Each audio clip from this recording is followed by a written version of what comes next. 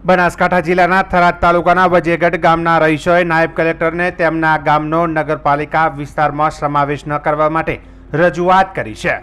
વજેગઢ ગ્રામ પંચાયતનું વિભાજન થયાને 3 વર્ષ થયા છે।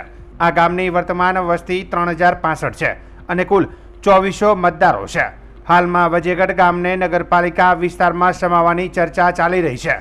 ગ્રામજનોએ જણાવ્યું હતું કે ગત 14 એપ્રિલ 2023ના રોજ વજેગઢ પ્રાથમિક શાળામાં યોજાયેલા સત્કાર સમારંભમાં પણ રૂબરૂ મળીને આ અંગેની વિનંતી કરી હતી।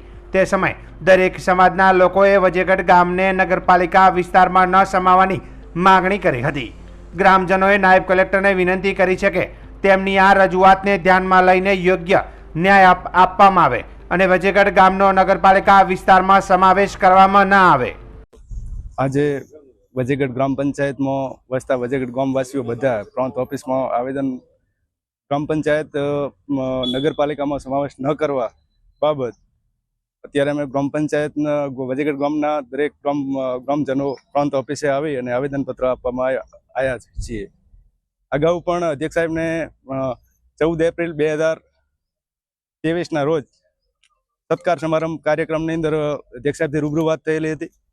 એની પહેલાં ગ્રામજનોને ગ્રામસભા બોલાવી અને ઠરાવ પણ કરેલો છે, રેકોર્ડિંગ અને વિડીયો શૂટિંગ પણ કરેલું છે અને ગ્રામજનોની પૂરી માંગ છે કે ભાઈ અમારે નગરપાલિકામાં જવું નથી। વારંવાર ગ્રામજનો ના જ પાડે કે ભાઈ અમારે જવું નથી। આજે પણ બોળી સંખ્યામાં આખા ગામમાં ભેળા થઈ અને ના પાડ્યું કે ભાઈ ગ્રામસભા કરો અને વજેગઢ ગામમાંથી આપણે નગરપાલિકામાં જવાનું થતું નથી।